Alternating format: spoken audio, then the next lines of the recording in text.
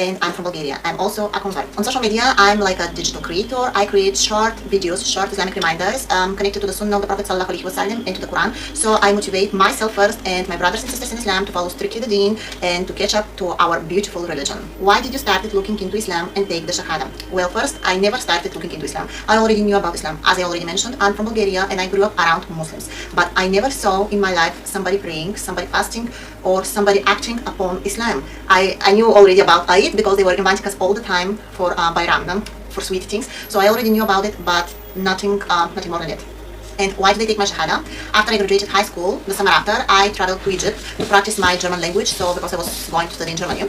And I worked in a hotel as a kitchen entertainer. There on, I met my husband.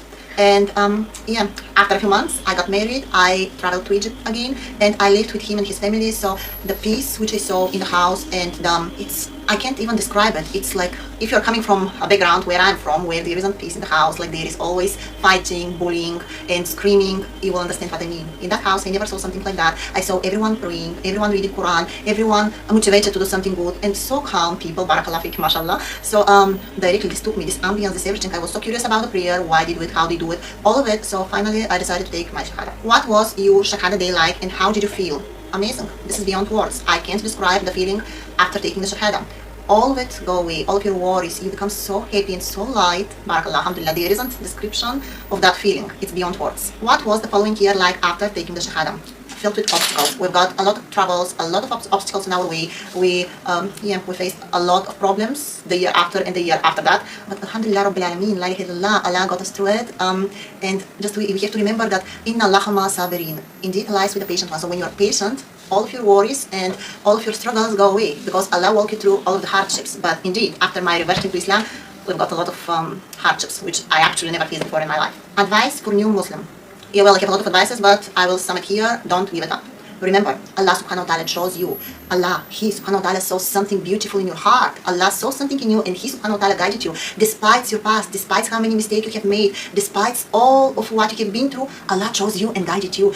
Don't worry. Always it will be obstacles on the way. Always we are fi dunya. It's a test. It's a test from Allah subhanahu wa ta'ala. That's why we are here actually. No? That's the purpose, that we pass the test with excellent. So just don't give it up. Remember, Allah subhanahu wa ta'ala told us in the Quran, فَإِنَّمَا لَا يُسْرِ يُسْرًا إِنَّمَا لَا يُسْرِ يُسْرًا. Indeed, with the hardships comes ease. Indeed, with the hardships comes ease. Allah told us not once, twice. Alhamdulillah. So, wallahi, it will come the easy time, inshallah ta'ala. Okay, how did you start learning salah and the process?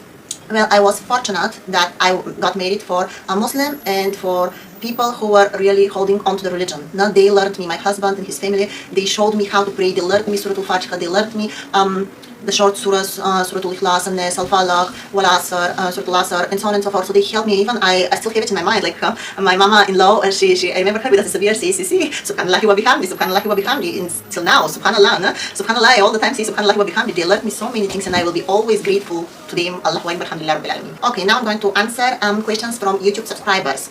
It's Palestine asks, do you read Al-Quran?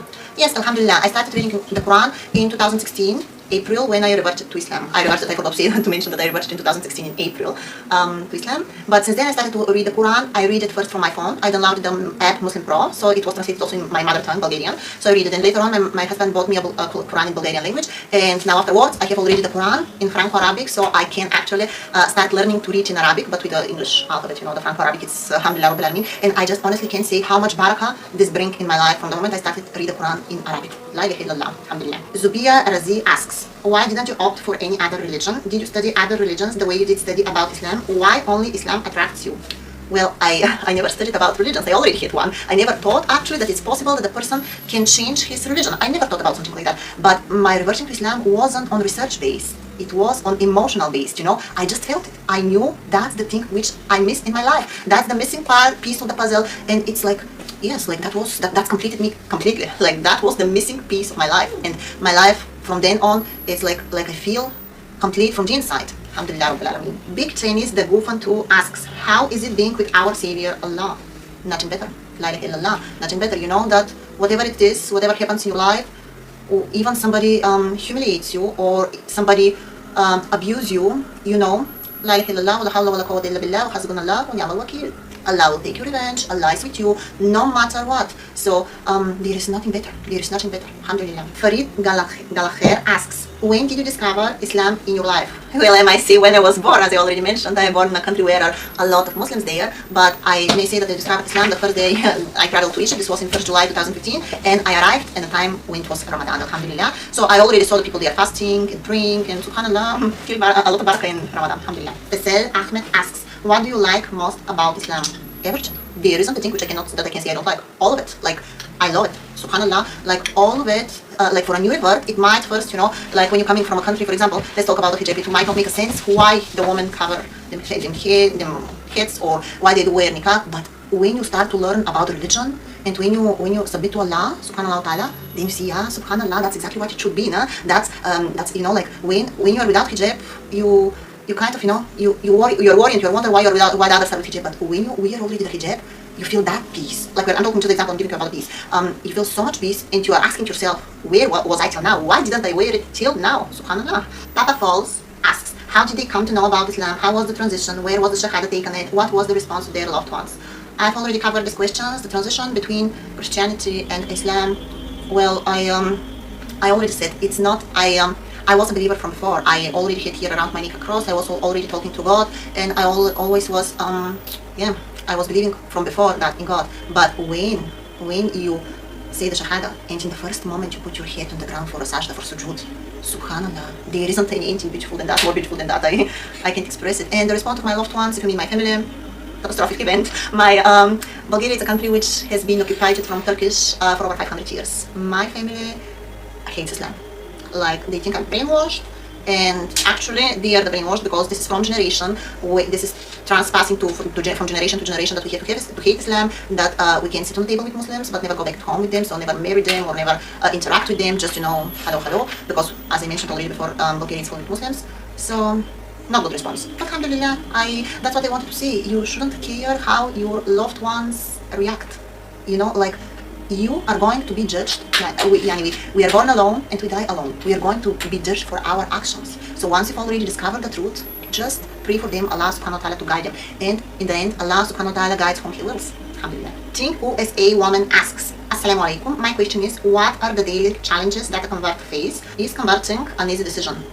So let's talk about the challenges. You may face a lot of different challenges depending on where you live, what is your background, do you have a Muslim community around you, do you not have, are you married for a Muslim, are you not, are you still living with your family, do they accept, do they not, a lot of challenges you may face. But as I already mentioned, with the hardships comes ease. So just continue reading about Islam, try to get into Muslim communities so they help you, try to connect with Muslim brothers and sisters, like if you're a brother with brothers, if you're a sister with sisters, not to mix.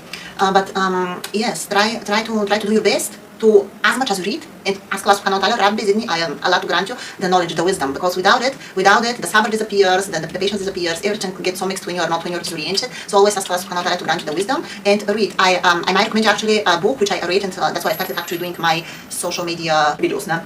This is The Productive Muslim, amazing book. Like, literally, I started using this one after reading that book on daily basis. I started making social media videos, I started to organize myself, it's top, Productive Muslim, it's called. Elaa asks, is it hard being a Muslim in Bulgaria? What kind of struggles you face? How you tackle it? How you boost your imaan when you are having doubt on your faith? How you manage consistent salah?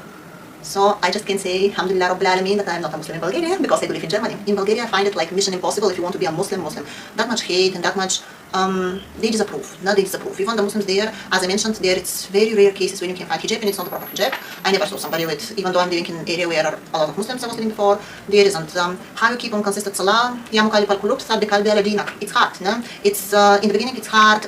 Our hearts are changing constantly on a daily basis, depending what's going on in our life. Our hearts are changing all the time. But always ask Allah subhanahu wa ta'ala to keep you firm on His religion all the time. Ask this dua, and yes, and keep motivating. I wanted to say also, keep listening to YouTube videos about Islam. Like when, for example, if I pass prayer or if I feel like I can't anymore or something, I always listen to Mufti Meng, to Yasmin Muqaddad, to so many. There are so many scholars and sheikhs. They explain Islam, the beauty of Islam. So alhamdulillah rabbil alameen, inshallah ta'ala, you're going to pass through that moment. Okay, and the last question. How did you see the world around you before Islam, and now how do you see it?